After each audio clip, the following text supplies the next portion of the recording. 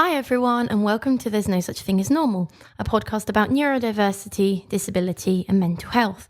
I'm Lou, your host, and I'm neurodivergent myself, and I'm also completely blind. So in today's episode, I'm going to be talking about neurodiversity. So where did it come from? Who started it? What does it actually mean? Who is neurodivergent? Why it's important? And everything you could possibly want to know. And then I'll also go on to talk about neurotypical and what that means and the differences. And so it's going to be quite an interesting one.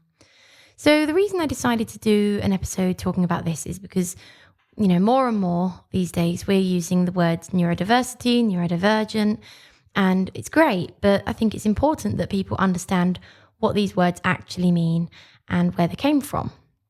So we'll start with, where did neurodiversity came from? So the neurodiversity movement was actually started by someone called Judy Singer. So she was a sociologist and was interested in sort of society and the way people behave and the different views around people. And she also had autistic family members, and she actually believed she was autistic herself, but I'm not sure if she actually got a diagnosis.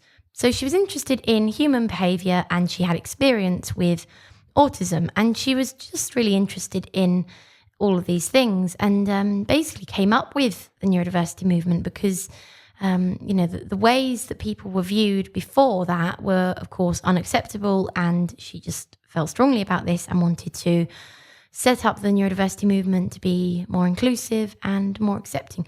So what does it actually mean? So we're going to take it apart. Neuro is brain. If we're talking about neuro anything, it's brain related.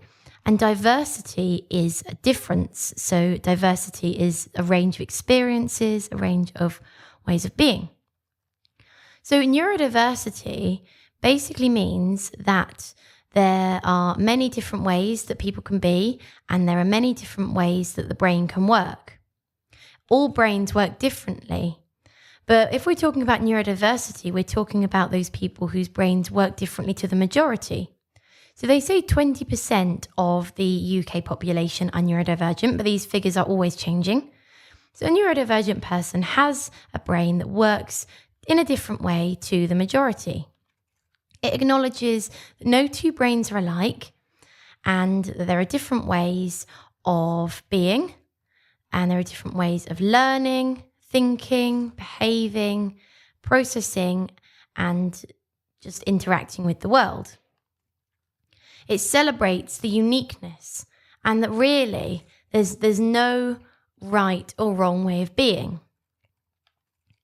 So who is actually neurodivergent? So it actually started with autism, and neurodiversity was mainly used to start with by the autistic community, but over time it's kind of expanded to include many conditions such as, of course, autism, ADHD, dyspraxia, and then all the specific learning difficulties such as dyslexia, dysgraphia, dyscalculia. So basically any condition that affects the way that your brain works. So it's quite a broad, takes into a broad range of experiences. So why is this important? Why do we need this word neurodiversity to explain different brains? Well, it is really important because before that, anyone whose brain worked differently was seen as, broken, dysfunctional, bad, we need to cure it. It's just this thing that's wrong. Unfortunately, people were really mistreated. They were treated in ways that were just unacceptable just because their brains work differently. And why on earth should we be mistreated or, not given the proper support just because our brains work differently? I think having lots of different brains in the world is a great thing, because if we all think differently, we can all come up with great ideas, we can all contribute to the world, and we can all make a difference. How boring would it be if all of our brains worked the same? It would just be so boring. It's absolutely vital that we're not seen as broken, our brains just work differently. So that is kind of the main reason why it's so important. It encourages flexibility of thought, flexibility of experience. Hopefully we are still working on it, but we're trying to get society as a whole to accept difference and be more flexible in how we treat people, and to accept that if somebody doesn't think in the same way as you would expect, that's not a bad thing. So it's really important for that.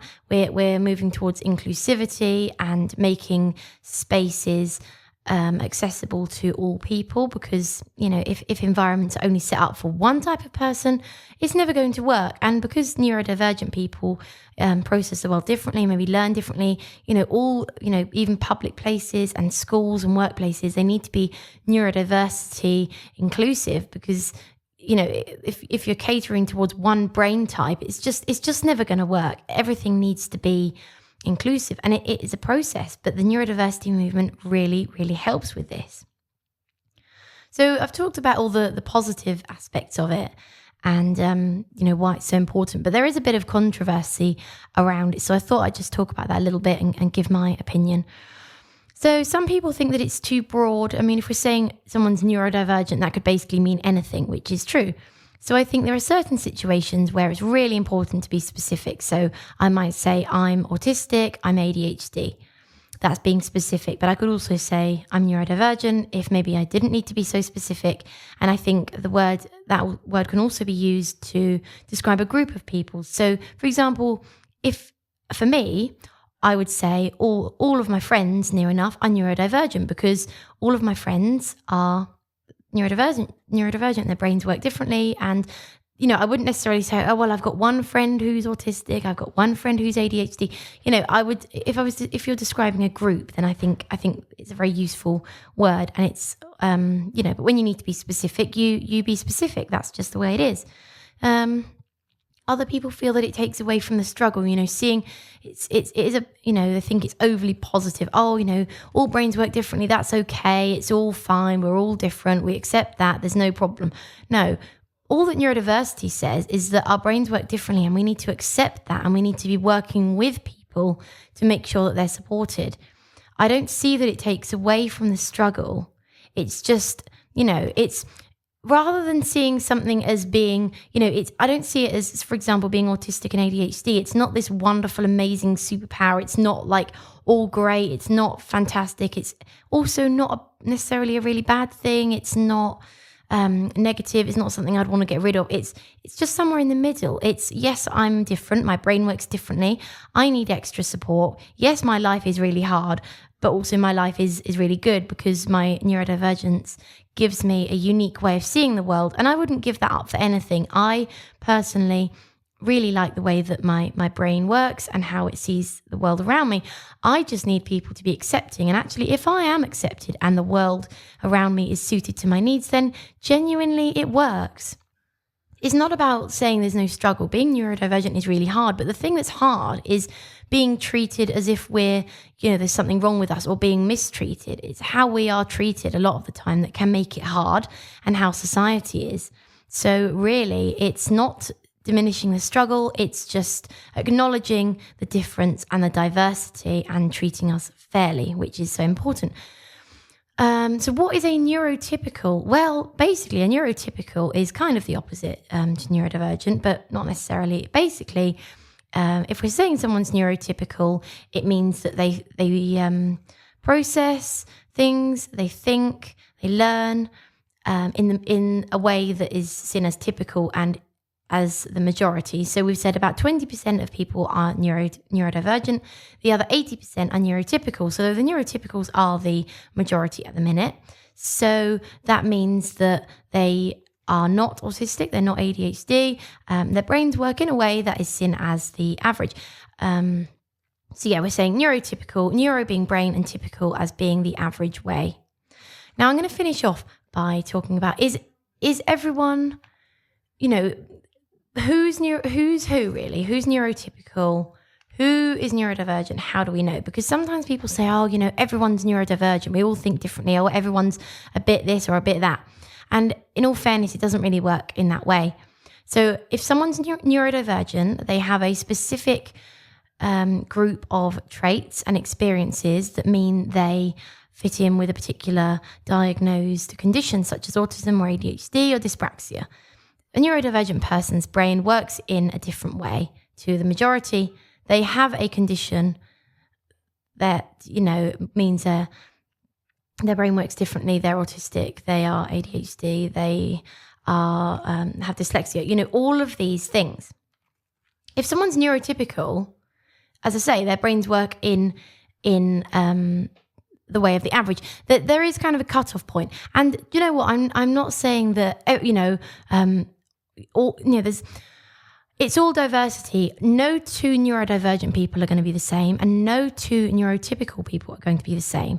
All human brains work differently. We know that. It doesn't matter whether you're neurotypical. It doesn't matter whether you're neurodivergent. We're all different. But it really is a case of, whether you are autistic or ADHD or whether you think in the majority. It's basically who's thinking in a certain way that means that they fit in with that condition or set of traits. Anyway, I hope that all makes sense. It's a bit rambly, but basically, I hope you have a better understanding of what neurodiversity is and what it means, why it's important, and also what it means to be neurotypical. I hope you found this really useful and that you've learnt from it. And I really appreciate your time and listening. And I'll be back very soon. Thank you.